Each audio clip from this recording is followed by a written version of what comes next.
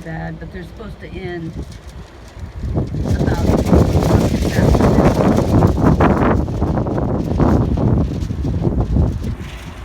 There's still a lot of areas that are in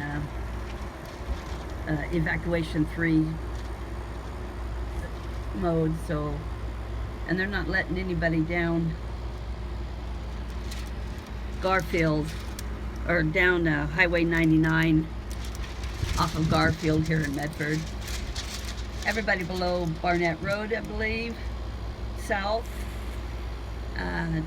from Stewart Avenue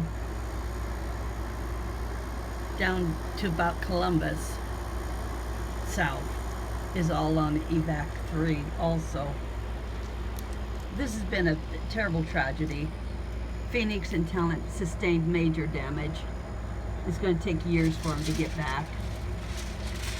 Anyhow, everybody be safe. Treat each other kindly.